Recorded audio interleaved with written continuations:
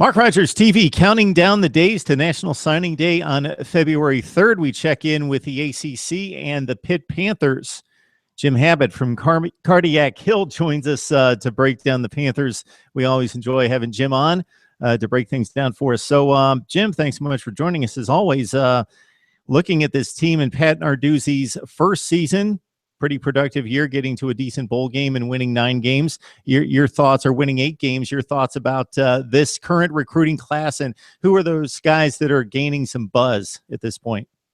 Yeah, right now, Pitt's recruiting class, it's kind of sitting in that about 35 to 40 range in the recruiting ranking. So that's pretty good, considering this is Pat Narduzzi's first full year in the recruiting cycle. Obviously, Pitt sits in a very talent-rich area, the Western Pennsylvania area, and that's really where Pitt's trying to, make their money. And one guy that sticks out to me locally is Kaezon Pugh, 4-star linebacker from Aliquippa, PA. And if anyone knows anything about high school football in Pennsylvania, Aliquippa is the place. Mike Dick, Darrell Revis, Ty Law, Trayvon Henry playing at West Virginia right now. It's always been a hotbed for talent. So for Pitt to open up that pipeline, Narduzzi to go in right away and get a player of that caliber from a big-time local school like that's huge. All right, Jim, as we look at it right now, we get down to the nitty-gritty. There are some guys out there obviously still undecided. Who are those guys that right now are thinking Pitt? Maybe Pitt's in the final 2 or 3, and you would love to see them make that decision and would really make it a better class. Yeah, as I was alluding to about the local scene, it's all about keeping the WPIAL in Pittsburgh. And the top guy from that area is Demar Hamlin. He's a 4-star cornerback, and it seems he's down to Ohio State, Pitt, and Penn State. He's visiting Penn State this weekend, and Pitt will get the last crack at him. He goes to Central Catholic High School, another storied big-time high school in Pittsburgh, and they're coming off a Quad A state championship. He's an all-state kind of player. He offers from everywhere. So Pitt sits pretty well with him.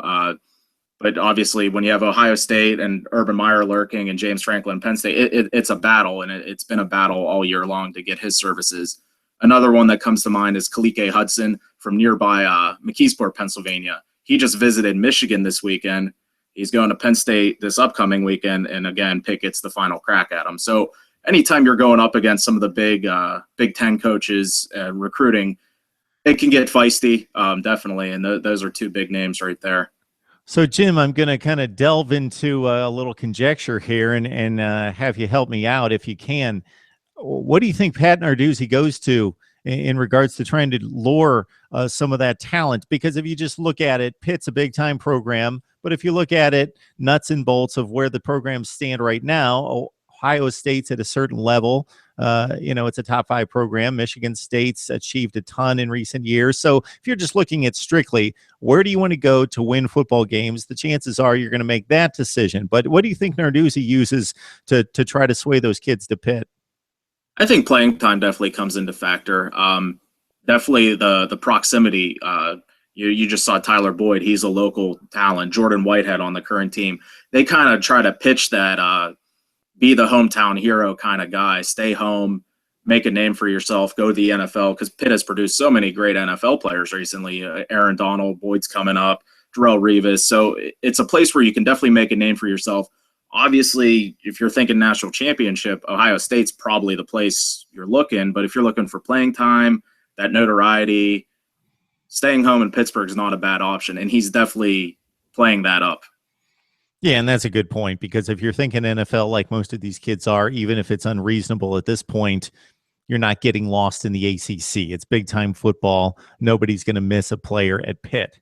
Looking at the current needs of the team and trying to match up with what Narduzzi seems to be doing with kind of targeting certain positions, what are your thoughts there in regards to what you need versus maybe what this class looks like at this point? Well, right now it seems to be very defensive back heavy.